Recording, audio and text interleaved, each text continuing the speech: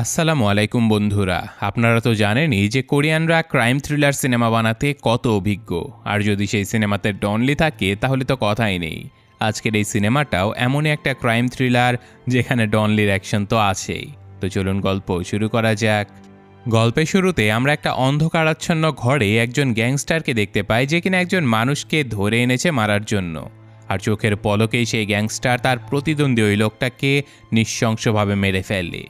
এরপর আমাদের সিউল শহরের একটা জেলখানা দেখানো হয়, যেখানে পার্ক নামের এক কয়েদি জামা কাপড় সেলাই করছিল। আর অপরদিকে জেলখানাতে নতুন আসা ইয়ং নামের আরেকজন ছেলে জেলখানার বাকি কয়েদিদের সাথে মারামারি করছিল। এইসব কিছু দেখে পার্ক অনেক বিরক্ত হয়ে যায়, তাই সে মারামারি থামানোর জন্য সেখানে গেলে আমরা দেখতে পাই জেলখানার সবাই পার্ককে অনেক সম্মান করত। কিন্তু নতুন আসা ইয়ং পার্কের ব্যাপারে কিছুই জানত না, তাই সে তাকে গালমন্দ করতে থাকে। আর স্বাভাবিকভাবেই পার্ক এক আঘাতে ইয়ংকে অজ্ঞান করে ফেলে। আর তখনই সেখানে জেল সুপার চলে আসে, আর আমরা তার কাছ থেকে জানতে পারি যে পার্ক আসলে কোনো দোষ করেনি। সে তার বন্ধুর দোষ নিজের কাঁধে নিয়ে জেলখানাতে এসেছিল। আর সবচেয়ে বড় দুঃসংবাদ হলো গতকাল তার সেই বন্ধুকে মেরে ফেলা হয়েছে। অর্থাৎ গল্পের শুরুতে যে অজানা গ্যাংস্টারকে আমরা দেখেছিলাম সে পার্কের বন্ধুকেই মেরেছিল। তো যাই হোক, পার্ক অনেক ভালো একজন মানুষ ছিল। আর তাছাড়াও সিক্রেটলি সে পুলিশকে অনেক সাহায্য করেছিল বলে তাকে 2 দিনের ছুটি দেয়া হয় তার বন্ধুর শেষকৃত্য অনুষ্ঠানে যোগ দেবার জন্য। সেখানে আমরা ফ্ল্যাশব্যাক দেখতে পাই যে পার্কের বন্ধু তার উপরে অনেক ভরসা করত। এমনকি আগে পার্ক এবং তার বন্ধু যখন একসাথে কাজ করত তখন পার্কের নামই যথেষ্ট ছিল যে কাউকে ভয় পাইয়ে দেবার জন্য। কিন্তু এখন পার্ক এইসব অবৈধ কাজ ছেড়ে দিয়েছে, আর সে তার বন্ধুকে বলছিল এইসব কাজ ছেড়ে দেবার জন্য। কিন্তু দুর্ভাগ্যবশত এই কাজটা করতে গিয়েই তার বন্ধু মারা গেল। তো বন্ধুকে কে মারলো এটা জানার জন্য পার্ক গুতাক নামের একজন সিনিয়র অফিসারের কাছে চলে যায়। পার্ক মূলত জেলখানায় থাকা অবস্থাতেও এই অফিসারের আন্ডারেই কাজ করত। কিন্তু বর্তমানে অফিসার গুতাকের কিডনি নষ্ট হয়ে গেছে। আসলে অনেক বছর আগে ক্যাপ্টেন গুতাকের মেয়েকে কেউ হত্যা করেছিল। যদিও পরবর্তীতে ক্যাপ্টেন সেই হত্যাকারীকে মেরে ফেলে, কিন্তু তার মেয়ের শোকে সে মাদকাসক্ত হয়ে পড়ে, যার ফলে বর্তমানে তার এই অবস্থা।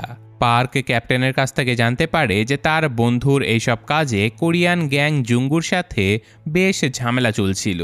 আর তার ধারণা যে পার্কের বন্ধুকে জুঙ্গু গ্যাংয়েরই কেউ মেরেছে।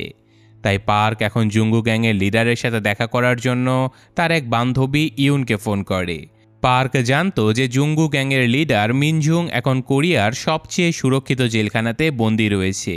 তাই সে তার বান্ধবীর কাছ থেকে জানতে চায় জুংয়ের সাথে দেখা করার জন্য। এখানে পার্ক জানতে পারে যে ইউন এখন কোরিয়ার বিভিন্ন জেলখানা থেকে ভয়ঙ্কর কিছু কয়েদিদেরকে অন্য একটা জেলখানাতে ট্রান্সফার করছিল। এদের মাঝে জুংও রয়েছে। তো কথাবার্তা শেষ হতে আমরা দেখতে পাই লিলি নামের একজন মেয়ে সম্প্রতি ধরা পড়েছে পুলিশের হাতে। এই মেয়েটা বিভিন্নভাবে মানুষকে স্ক্যাম করে লাখ লাখ টাকা হাতিয়ে নিয়েছিল। তাই এখন লিলিকে জেলখানাতে পাঠানোর জন্য ইউনের টিমকে স্থানীয় একটা পুলিশ স্টেশনে ডেকে পাঠানো হয়। যেহেতু লিলি একজন মেয়ে ছিল তাই তাকে ছেলে কয়েদিদের ভেতরে না রেখে বরং ইউন এবং তার সহকর্মী নিজেদের গাড়িতে করে নিয়ে যেতে থাকে সেই নিরাপদ জেলখানার দিকে। কিন্তু পথিমধ্যেই তারা কিছু বুঝে ওঠার আগে একটা বিশাল বড় ট্রাক এসে তাদের সকল গাড়িগুলোতে হামলা করে দেয়। মুহূর্তের মধ্যেই কয়েদিদের সেই বাস উল্টে যায়, পুলিশের একটা গাড়ি বিস্ফোরিত হয়ে যায়। আর সুযোগ বুঝে লিলি সহ বেশ কয়েকজন কয়েদি সেখান থেকে পালিয়ে যাবার চেষ্টা করে। কিন্তু পুলিশ অফিসার ইউন তখনও বেঁচে ছিল। সে একাই বেশ কয়েকজন কয়েদিকে আটকেও ফেলে। কিন্তু তখনই সেখানে গাড়ি নিয়ে মুখোশ পরা আরও বেশ কয়েকজন লোক চলে আসে, যারা সরাসরি কয়েদিদের গাড়ির ভেতরে ঢুকে মিনজুং নামের সেই কোরিয়ান গ্যাংস্টারকে ধরতে চলে আসে। আর এখানেই তাদের উপরে হামলা করে ইয়ং নামের সেই ছেলেটা, যে কিনা গল্পের শুরুতেই পার্কের সাথে লড়াই করতে গিয়েছিল। ছেলেটা একাই বেশ কয়েকজন মুখোশধারীকে মেরে দ্রুত পুলিশের গাড়ির কাছে গিয়ে ওয়াকিটকির মাধ্যমে সাহায্য চাইতে থাকে। কিন্তু তখনই পেছন থেকে একজন লোক ইয়ংকে মারতে চলে আসে। তবে এ যাত্রায় অফিসার ইউন তাকে বাঁচিয়ে নেয়, কিন্তু মারামারি করতে গিয়ে লোকটা অফিসার ইউনকে ছুরিকাঘাত করে ফেলে। এটা দেখে ইয়ং রেগেমেগে সেই লোকটার উপরে হামলা করে দেয়, কিন্তু এখানেও দুর্ভাগ্যবশত ইয়ং একটা গাড়ির আঘাতে সেখানে অজ্ঞান হয়ে যায়। আর ফ্ল্যাশব্যাকে আমরা দেখতে পাই যে ইয়ং আসলে কোনো অপরাধী নয়, বরং সে একজন অপরাধীকে যখন ধাওয়া করছিল তখন সেই লোকটা পাথরের উপরে পড়ে গিয়ে মারা যায়, আর এই কারণে ইয়ংয়ের জেল হয়েছিল। তো যাই হোক, হাসপাতালের বেডে ইয়ংয়ের জ্ঞান ফিরে আসলে সে নিজেকে হাতকড়া পড়া অবস্থায় দেখতে পায়। এরপর আমাদের পার্ক এবং ক্যাপ্টেনকে দেখানো হয়, যারা দুজন গিয়েছিল আহত ইউনকে দেখতে। ইউনের অবস্থা অনেক খারাপ ছিল, যা দেখে পার্ক প্রচণ্ড রেগে যায়। সে ভেবেছিল যে গ্যাংস্টার মিনজুং হয়তো জেল থেকে পালানোর জন্য এইসব কিছু করেছে, তাই সে ওই দিনই মিনজুংয়ের বাড়িতে হামলা করে। সে একাই মিনজুংয়ের সকল লোকদেরকে মেরে তাদেরকে জিজ্ঞাসা করে তোদের বস কোথায়। কিন্তু অদ্ভুতভাবে এই লোকেরা কেউ জানতোই না যে তাদের বস জেলখানা থেকে পালিয়ে গেছে। এমন অবস্থায় সেখানে পার্কের সাথে দেখা করতে আসে ক্যাপ্টেন। সে কিছু গুরুত্বপূর্ণ ইনফরমেশন নিয়ে এসেছিল। এদিকে আমাদের লিলিকে দেখানো হয় যে কিনা পুলিশের থেকে বাঁচার জন্য একজন দালালকে ফোন করে নিজের একটা ডুপ্লিকেট পাসপোর্ট বানানোর কাজ দিয়ে দেয়। সে এখন দেশ থেকেই পালিয়ে যেতে চাচ্ছিল। এছাড়াও এখন আমরা নতুন এক চরিত্র মং নামের একজন গোয়েন্দাকে দেখতে পাই, যে আজকে এসেছিল শহরের পুলিশ কমিশনারের সাথে দেখা করতে। কমিশনার ছিল মংয়েরই ক্লাসমেট। আমরা জানতে পারি যে সেদিনের দুর্ঘটনায় 7 জন পুলিশ অফিসার মারা গেছে আর 6 জন কয়েদি পালিয়ে গেছে। আজকে তারা পালিয়ে যাওয়া সেই কয়েদিদেরকে খোঁজার জন্য একটা মিশন শুরু করে। তারা অলরেডি 2 জন কয়েদিকে ধরে ফেলেছে, বাকি রয়েছে শুধু স্ক্যামার লিলি, গ্যাংস্টার মিনঝুং, একজন সিরিয়াল কিলার এবং আরেকজন ডাকাত। পুলিশ কমিশনার ডিটেকটিভ মংকে এই মিশনের সকল দায়িত্ব দিয়ে দেয়। তো কথাবার্তা শেষে মং যখন বেরিয়ে যাচ্ছিল তখনই সে দেখতে পায় ক্যাপ্টেন এসেছে কমিশনারের সাথে দেখা করতে। মং তো প্রচণ্ড টেনশনে পড়ে যায়, কারণ ক্যাপ্টেন অনেক অভিজ্ঞ একজন গোয়েন্দা ছিল। হতে পারে এই মিশন থেকে তাকে সরিয়ে দিয়ে ক্যাপ্টেনকে দায়িত্ব দেওয়া হবে। তো যাই হোক, ক্যাপ্টেন কমিশনারের সাথে দেখা করতে গেলে পুলিশ কমিশনার তাকে গ্যাংস্টার মিনঝুংয়ের ব্যাপারে সকল তথ্য দেয়। যেমন মিনঝুং আগে জুঙ্গু গ্যাংয়ের প্রধান ছিল। সে অনেক কালো টাকা একত্রিত করে একটা ব্যাংক কিনে নেয়। তারপর আন্ডারওয়ার্ল্ড ছেড়ে পুরোপুরিভাবে সে বিজনেসম্যান বনে যায়। কিন্তু মাস 3 আগে মিনঝুং পুলিশকে জানিয়েছিল যে তাকে নাকি কেউ মারার হুমকি দিচ্ছে, কারণ তার কাছে দেশের বড় বড় ঘুষখোর লোকেদের একটা লিস্ট রয়েছে। তার উপর একবার হামলাও হয়েছিল, তাই তার নিরাপত্তার জন্য ভিআইপি কয়েদি হিসেবে তাকে জেলখানাতে রাখা হয়েছিল। কিন্তু জেলখানাতেও তার উপরে প্রাণঘাতী হামলা হয়, আর এই জন্যই তাকে অন্য একটা জায়গাতে নিয়ে যাওয়া হচ্ছিল। এটুকু শুনে ক্যাপ্টেন বলে যে মিনঝুংকে ট্রান্সফার করা হচ্ছে, এটা তো পুলিশ ডিপার্টমেন্টের লোকেরা ছাড়া কেউ জানতো না। তার মানে নিশ্চয়ই পুলিশের মাঝেরই কেউ একজন খবরটা লিক করে দিয়েছে। এখন তাহলে কয়েদিদেরকে খোঁজার কাজ পুলিশকে দিয়ে হবে না, কারো উপরেই বিশ্বাস করা যাবে না। তাই কমিশনার ক্যাপ্টেনকে তার গোয়েন্দা পদে আবারও জয়েন করার অনুরোধ জানায়। এদিকে আমরা ডিটেকটিভ মংকে দেখতে পাই, যে কিনা ক্যাপ্টেনের চিন্তায় একটা ক্লাবে বসে মদ খাচ্ছিল। সে তার বন্ধুকে বলতে থাকে যে এবারও হয়তো আমি প্রমোশন পাবো না রে, আমার কেসটা হয়তো ক্যাপ্টেন নিয়ে যাবে, কারণ ক্যাপ্টেনের কোনো কাজ তো আর আইন মেনে করতে হয় না। আমরা আইনের চক্করে পড়ে যে কেস সলভ করতে বছরের পর বছর সময় লাগাই, ক্যাপ্টেন তার দলকে নিয়ে সেই কেস মাত্র 3 সপ্তাহে সলভ করে ফেলে। আসলে ক্যাপ্টেন পুলিশ এবং ক্রিমিনালদেরকে সাথে নিয়ে এমন একটা গ্রুপ তৈরি করেছিল যারা ক্রাইম ইনভেস্টিগেশনের কাজ করত। তাদের গ্রুপে ছিল শক্তিশালী পার্ক, এনকাউন্টার স্পেশালিস্ট ক্যাপ্টেন গুতাক, এছাড়াও তীক্ষ্ণ বুদ্ধিসম্পন্ন অফিসার ইউন এবং তাইজু নামের একজন হিউম্যান কিলার মেশিন। তারা নিজেদের কাজ এমনভাবে করে যা কোনো সাধারণ পুলিশ অফিসার কখনো করতে পারবে না। তো যাই হোক, এখন ক্যাপ্টেন চলে আসে ইয়ং এর সাথে দেখা করতে। ইয়ং আসলে একজন ক্যাডেট একাডেমির স্টুডেন্ট ছিল, আর তার বাবা ছিল একজন পুলিশ অফিসার যার সাথে ক্যাপ্টেন অনেক বছর কাজও করেছে। কিন্তু দুর্ভাগ্যবশত গত বছর ইয়ংয়ের বাবা মারা গেছে, আর ইয়ং বেচারাও একটা দুর্ঘটনার শিকার হয়ে 5 বছরের সাজাপ্রাপ্ত হয়েছে। তাই ক্যাপ্টেন জানায় যে তুমি যদি আমার সাথে কাজ করো আর পালিয়ে যাওয়া কয়েদিদেরকে ধরতে সাহায্য করো, তাহলে তোমার 5 বছরের সাজা মাফ করিয়ে দেব আমি। ইয়ং তো আগে থেকে অপরাধীদের সাথে লড়াই করতে চাইতো, তাই সে এক মুহূর্তেই রাজি হয়ে যায়। আর এখন এই মিশন সম্পর্কে প্ল্যান করার জন্য ক্যাপ্টেন পার্ককে তাদের গোপন আস্তানায় ডেকে পাঠায়। পার্ককে একা দেখতে পেয়ে ক্যাপ্টেন বলে যে তাইজু কোথায়। পার্ক জানায় যে তাইজু এখন এইসব কাজ ছেড়ে ধর্মের পথে চলে গেছে। এখানে পার্ক ইয়ংকে দেখেই চিনে ফেলে, কারণ সে তো জেলখানাতে ইয়ংকে একবার মেরে অজ্ঞান করে ফেলেছিল। ক্যাপ্টেন জানায় যে এই মিশনে পার্কের সহকর্মী হবে ইয়ং। তো এখন কয়েদিদেরকে ধরার জন্য তাদের বর্ণনা দেয়া হয়। প্রথমে আসে সিওন নামের সেই সিরিয়াল কিলার, যে কিনা বৃদ্ধ এবং মহিলাদেরকে টার্গেট করত। মাত্র 2 বছরে সে 18 জন মানুষকে মেরে ফেলেছে। পরবর্তীতে ধরা পড়লে তার যাবজ্জীবন কারাদণ্ড হয়। এছাড়াও কিম নামের আরেকজন সেদিন পালিয়েছিল, যে কিনা এমন কোনো অপরাধ নেই যা করেনি, কিন্তু তাকে মাত্র 15 বছরের সাজা দেয়া হয়েছে। এছাড়াও সেদিন পালিয়ে যাওয়া মেইন অপরাধী ছিল মিনঝুং, যে কিনা কোরিয়ান গ্যাং জুঙ্গুর লিডার ছিল। এই কথা শুনে পার্ক বলে যে ওকে তো আমি নিজের হাতে মারব। আসলে পার্ক তো জানতো যে তার বন্ধুকে মারার পেছনে জুঙ্গু গ্যাংয়েরই হাত রয়েছে। এছাড়াও তাদেরকে লিলি নামের সেই স্ক্যামার মেয়েটাকেও ধরতে হবে, যে কিনা শত শত মানুষের ব্যাংক অ্যাকাউন্ট হ্যাক করে টাকা ছিনতাই করেছিল। তো মিশনের শুরুতে তারা লিলি নামের সেই মেয়েটাকে ধরতে নামে, আর তারা খবর পেয়েছিল যে লিলিকে এইসব স্ক্যামিং করতে সাহায্য করে মিনসাং নামের একজন লোক, আর মিনসাং ছিল পার্কের পরিচিত। গোলুমুলু। তাই আজকে পার্ক মিনসাংয়ের কাছে যেতেই বেচারা মিনসাং ভয়ে পার্ককে বলে যে ভাই তুমি যা বলবে আমি তাই করব, আমাকে বাস মেরো না তুমি। তো যথারীতি পার্ক লিলি নামের সেই মেয়েটার ব্যাপারে ইনফরমেশন নিতেই মিনসাং সেখান থেকে পালিয়ে চলে যায়। কিন্তু পার্ক এক পর্যায়ে তাকে ধাওয়া করে ধরে এক ঘুষিতেই অজ্ঞান করে ফেলে। আর তারপর মিনসাংয়ের পিছু করে তারা লিলির কাছে পৌঁছে যায়, আর লিলি মিনসাংয়ের থেকে সেই নকল পাসপোর্ট নিতে এসে ক্যাপ্টেনের দলের হাতে ধরা পড়ে যায়। এরপর ক্যাপ্টেন লিলিকে নিয়ে তাদের গোপন আস্তানাতে চলে আসে, আর যথারীতি ক্যাপ্টেন লিলিকেও অফার করে যদি লিলি তাদের সাথে কাজ করে, সেই পলাতক কয়েদিদেরকে ধরতে সাহায্য করে, তাহলে লিলির জেলখানার সাজা মওকুফ করে দেয়া হবে। লিলি তো সাথে সাথে রাজি হয়ে যায়। আর এখন সেখানে পার্ক এবং ইয়ং আসলে তারা ইনভেস্টিগেশনের কাজ শুরু করে দেয়। তাদের প্রথম টার্গেট ছিল কিম নামের সেই অপরাধী, যে কিনা অপরাধ করার পাশাপাশি মেয়েদের প্রতি অনেক দুর্বল ছিল।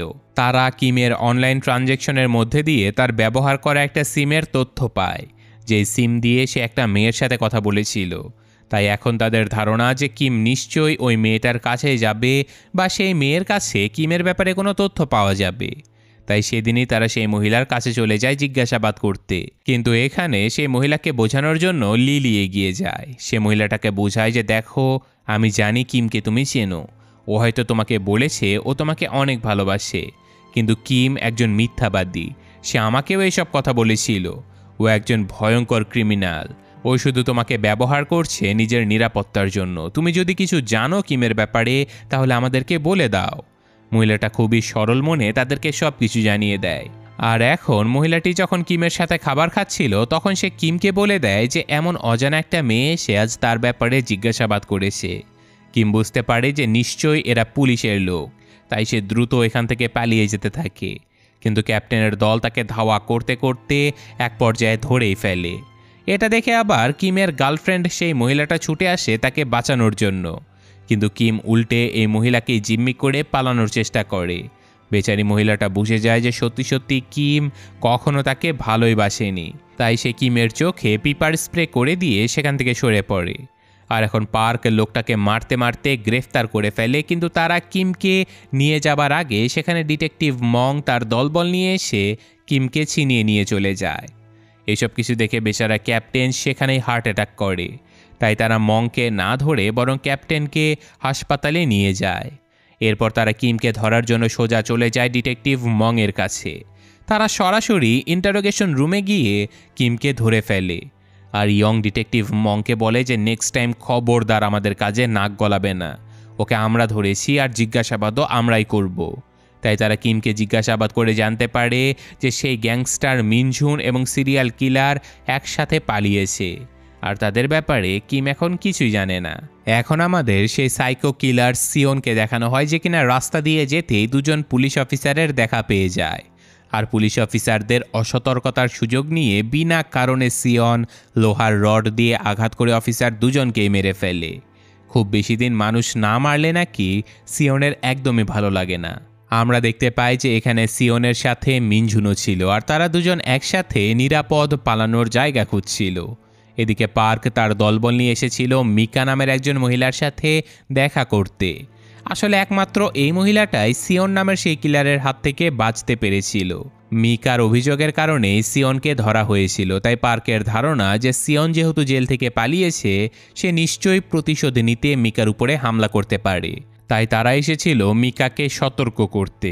তো এইসব কিছুর পরে ঘরে ফেরার আগে হঠাৎ করে ইয়ংকে পুলিশ কমিশনার তার অফিসে ডেকে পাঠায়। সেখানে তারা একটা সিসিটিভি ফুটেজ পর্যবেক্ষণ করছিল, আর ওখানে তারা দেখতে পায় সিয়ন নামের সেই ছেলেটা কিভাবে পুলিশ অফিসার দুজনকে মেরেছিল। শুধু তাই নয়, তারা সেখানে মিনঝুনকেও দেখতে পায়। তাই তারা ইনভেস্টিগেশনে আরও বেশি মনোযোগী হয়ে যায়। এদিকে আজকে মিকাকে তার বস একটা মিটিংয়ের জন্য একটা হোটেলে ডেকে পাঠায়। মিকা দ্রুত সেখানে গেলে দেখতে পায় যে সিয়ন তার বসকে অলরেডি মেরে অপেক্ষা করছিল মিকার জন্য। মিকা বুঝতে পারে যে সে ফেঁসে গেছে। সাথে সাথে সিয়ন তাকে মারতে থাকে, আর এদিকে মিকার মোবাইল ট্র্যাক করে পার্কের দল তার লোকেশন পেয়ে গিয়েছিল। তাই তাকে খুঁজতে পার্ক তার দলবল নিয়ে এই হোটেলে চলে আসে। পার্ক হোটেলের বাইরে পাহারায় থাকে, আর ভেতরে ইয়ং আর লিলি যায় খোঁজাখুঁজি করতে। এখানে খুঁজতে গিয়ে হঠাৎ করে ইয়ং মিনঝুনের দেখা পেয়ে যায়। সে দ্রুত মিনঝুনকে ধরতে ধাওয়া করে, আর অপরদিকে লিলি একাই খুঁজতে থাকে মিকা নামের সেই মেয়েটাকে। হঠাৎ করে এসে একটা ঘর থেকে মিকার চিৎকারের শব্দ শুনে লিলি সেখানে ছুটে চলে যায়। সে বুঝতে পারে যে ঘরের ভেতরে মিকাকে মারা হচ্ছে, কিন্তু সে কোনোভাবেই দরজা ভেঙে ভেতরে যেতে পারছিল না। তাই সাহায্যের জন্য লিলি পার্কে মোবাইল করে, আর চোখের পলকে পার্ক একটা বড় হ্যামার নিয়ে ছুটে চলে আসে। সে এক আঘাতেই দরজা ভেঙে মৃতপ্রায় মিকাকে উদ্ধার করে নেয়, আর কিলার সিয়নকে আচ্ছা মতো মেরে ওর কোমরের হাড় ভেঙে দেয়। এতে করে সিয়ন চিরজীবনের জন্য কোমরের নিচ থেকে প্যারালাইজড হয়ে যাবে। যাই হোক, পার্ক মিসেস মিকাকে নিয়ে দ্রুত হাসপাতালে যেতে থাকে, আর এদিকে গ্যাংস্টার মিনঝুনকে ধাওয়া করতে করতে ফাইনালি ইয়ংও এই বৃদ্ধকে ধরে ফেলে। আর এখন মিনঝুনকে জিজ্ঞাসাবাদ করতে তারা তাদের সিক্রেট আস্তানাতে মিনঝুনকে নিয়ে আসে। পার্ক তো ঝুনের উপরে প্রচণ্ড রেগেছিল, কারণ তার ধারণা এই ঝুনের গ্যাংই তার বন্ধুকে মেরে ফেলেছে। তাই সে ঝুনকে প্রচুর মারতে থাকে, কিন্তু ঝুন কান্না করতে করতে বলে যে আমি তোমার বন্ধুকে মারিনি, আমি কাউকে মারিনি, আমার একটা কথাটা শোনো। তাই পার্ক শান্ত হয়ে মিনঝুনের কথা শুনতে থাকে, আর মিনঝুন বলে যে আসলে কোরিয়ার আন্ডারওয়ার্ল্ড ইউশিহারা নামের একজন জাপানিজ গ্যাংস্টার কবজা করে নিয়েছে। ইউশিহারা জাপানের সবচেয়ে বড় গ্যাং ইয়াকুজাকে ধ্বংস করে পুরো জাপান কবজা করে নিয়েছে, আর এখন সে ইন্টারন্যাশনালি কাজ করার উদ্দেশ্যে প্রথমবার কোরিয়াতে নিজের অপারেশন চালাচ্ছে। তোমার বন্ধুকে ইউশিহারা নিজ হাতে মেরেছে। তোমার বন্ধুর জন্য ইউশিহারা নিজের ব্যবসা প্রচার করতে পারছিল না। ইউশিহারা প্রথমবার কোরিয়াতে এসে আমাকে প্রস্তাব দেয় তার সঙ্গ দেবার জন্য। আমি যদি তাকে সাপোর্ট করি তাহলে সে আমাকে অর্থ, অস্ত্র এইসব কিছু দিয়ে সাহায্য করবে। তাই আমি জাপানিজ গ্যাংয়ের সাথে মিলে যাই, কিন্তু পরবর্তীতে আমি দেখতে পাই যে ইউশিহারা আমাকে ব্যবহার করে একটা ব্যাংক কিনে ফেলে, যার মাধ্যমে সে কালো টাকা লেনদেন করত। আর তারপর সে একটা ফার্মাসি কোম্পানি দাঁড় করায়, যে কোম্পানিতে এমন সব ড্রাগ তৈরি করা হতো যা আজ অবধি পৃথিবীর কেউই দেখেনি।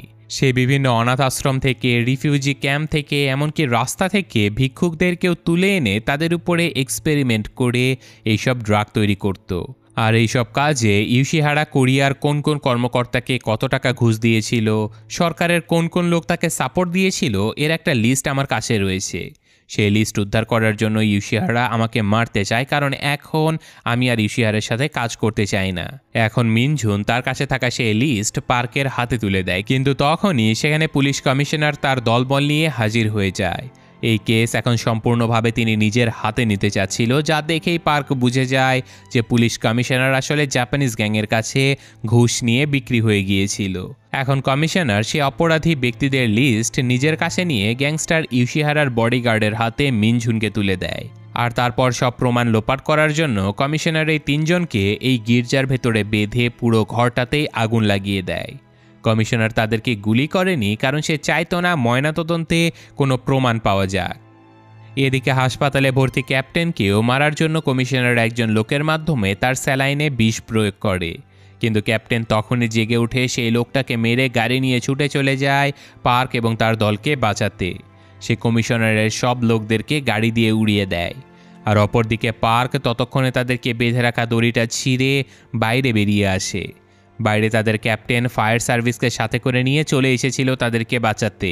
আর সৌভাগ্যবশত এই যাত্রায় তারা সবাই প্রাণে বেঁচে যায়। আর এত বড় দুর্ঘটনার পরেও তারা এক মুহূর্ত বসে না থেকে পার্ক চলে যায় ডিটেকটিভ মংয়ের কাছে।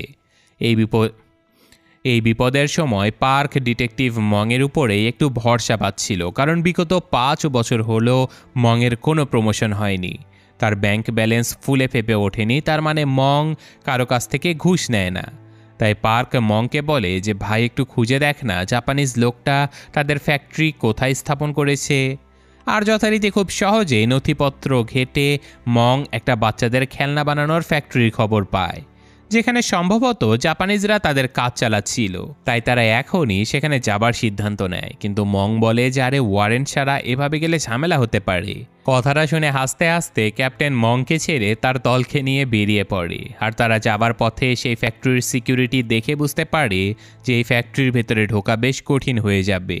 কিন্তু সেই কাজটা সহজ করতেই পার্ক তার এক পুরনো বন্ধু গবলিন ফুটকে আগেই ইউশিহারার ফ্যাক্টরিতে পাঠিয়ে দিয়েছিল, কারণ এই গবলিনের পায়ে অনেক জোর ছিল, সে একাই 100 জনকে মারতে পারত। আর হ্যাঁ, এমনটাই হয়। গবলিন ডেলিভারি বয় সেজে ফ্যাক্টরিতে ঢুকে সবগুলো গার্ডকে মেরে পার্ক এবং তার দলকে ফ্যাক্টরির ভেতরে ঢুকিয়ে নেয়। তারপর তারা সবাই মিলে যেতে থাকে সেই জাপানিজ গ্যাংকে ধ্বংস করার জন্য। আর এইসব কিছু দেখে ভেতরে থাকা ইউশিহারা সবার আগে পুলিশ কমিশনারকে মারতে থাকে, কারণ তাকে টাকা দেয়া হয়েছিল এদেরকে মারার জন্য। অথচ এরা সবাই এখনও বেঁচে আছে। তো যাই হোক, এদিকে পার্ক তার দলবল নিয়ে হামলা করে গ্যাংয়ের সবাইকে মারতে থাকে। আর এক এক করে প্রায় অর্ধেক লোককে মারার পরে পার্ক ক্যাপ্টেন এবং ইয়ংকে উপরে পাঠিয়ে দেয় ইউশিহারাকে ধরার জন্য। এবার পার্ক, গবলিন এবং লিলি 3 জন জাপানিজ গ্যাংয়ের প্রত্যেকটা লোককে ভয়ঙ্করভাবে মারতে থাকে। এক পর্যায়ে গ্যাংয়ের লোকেরা পার্ককে একা একটা জায়গাতে ঘিরে ফেলে। এতে করে পার্ক আরও রেগে যায় আর সে সবাইকে প্রচণ্ড মারতে থাকে। এইসব কিছু দেখে ইউশিহারার বডিগার্ড তাকে জাপানে ফিরে যেতে বলে, আর সে রয়ে যায় এই বিপদগুলো সামাল দেবার জন্য। এদিকে ক্যাপ্টেন ইয়ংকে সাথে করে নিয়ে ইউশিহারাকে ধরতে গেলে তাদের দেখা হয় ইউশিহারার গার্ডের সাথে। এই ছেলেটা ছিল ভয়ঙ্কর শক্তিশালী। এই ছেলেটাই গল্পের শুরুতে মুখোশ পরে দুর্ঘটনার সময় মিনজুনকে ধরতে গিয়ে অফিসার ইউনকে মেরেছিল। সে প্রথমেই ক্যাপ্টেনকে মেরে অজ্ঞান করে ফেলে, আর তারপর তার সাথে লড়াই হয় ইয়ংয়ের। ইয়ং তার হাতে প্রচুর মার খেতে থাকে, কিন্তু সে কখনোই হার মানে না। আর সুযোগ বুঝে সে এক ধাক্কায় ছেলেটাকে লিফটের ফাঁকা জায়গা দিয়ে নিচে ফেলে মেরে ফেলে। এদিকে পার্ক ইউশিহারাকে ধরতে তার পিছু পিছু ছাদে চলে যায়। সেখানে ইউশিহারার তলোয়ার বাহিনীর সাথে পার্কের ভয়ঙ্কর লড়াই হয়। এই লড়াইয়ে পার্ক অনেক আহত হয়ে যায়, কিন্তু সে হার মানে না। এক এক করে সবাইকে মেরে ইউশিহারার কাছে গেলে ফাইনালি সে তার বন্ধুকে হত্যা করার প্রতিশোধ নিতে এই গ্যাংস্টারের উপরে একের পর এক আঘাত করে তাকে সেখানেই মেরে ফেলে। এদিকে পুলিশ কমিশনার তখনও বেঁচে ছিল। সে ক্যাপ্টেনকে সামনে দেখে বলে যে দেখো, তুমি আমাকে ছেড়ে দাও, আমার এইসব কথা কাউকে বলো না, তুমি যত টাকা চাও আমি তোমাকে দেব। কথাগুলো শুনে ক্যাপ্টেন এক ঘুষি মেরে কমিশনারকে সেখানে অজ্ঞান করে ফেলে। আর ফাইনালি সবাই জাপানিজ গ্যাংটাকে ধ্বংস করতে পেরে অনেক খুশি ছিল। আর এখন ডিটেকটিভ মং তার দলবল সহ ওয়ারেন্ট নিয়ে এসেছিল এই ফ্যাক্টরি সার্চ করতে। এখানে এসে সে দেখতে পায় যে অলরেডি সকল কাজ করা হয়ে গেছে। এই ঘটনার পরে পার্ক এবং তার সঙ্গীদের সকলের সাজা মওকুফ করে দেয়া হয়, কিন্তু শর্ত দেয়া হয় যে কোনো দরকারে তাদের প্রধান কাজ হলো পুলিশকে সাহায্য করা। কিন্তু ক্যাপ্টেন এখনও এই কাজ করতে রাজি হচ্ছিল না। সে জলদি মৃত্যুবরণ করে তার মেয়ের কাছে যেতে চাচ্ছিল। তাই পার্ক এবং পার্কের সাথীরা ক্যাপ্টেনকে বোঝায় যে আমরা মিনজুনের সেই ঘুষখোরদের লিস্ট পেয়ে গেছি ক্যাপ্টেন। এছাড়াও আপনাকে কিডনি দেবার জন্য ডোনারও পেয়ে গেছি। আপনার উচিত দ্রুত সুস্থ হয়ে এই ঘুষখোরদের বিরুদ্ধে অ্যাকশন নেয়া। কথাগুলো শুনে ক্যাপ্টেন আবারও বেঁচে থাকার জন্য একটা উদ্দেশ্য খুঁজে পায়। আর এই ঘটনার সাথে সাথে আজকের এই গল্পটা শেষ হয়ে যায়। তো বোঝাই যাচ্ছে পরবর্তীতে ক্যাপ্টেনকে সাথে করে নিয়ে তারা সেই ঘুষখোর ব্যক্তিদের উপরে ভয়ঙ্কর অ্যাকশন নিতে চলেছে। তো কেমন লাগলো গল্পটা কমেন্টে জানাবেন। আমি আজকের মতো বিদায় নিচ্ছি। আল্লাহ হাফেজ।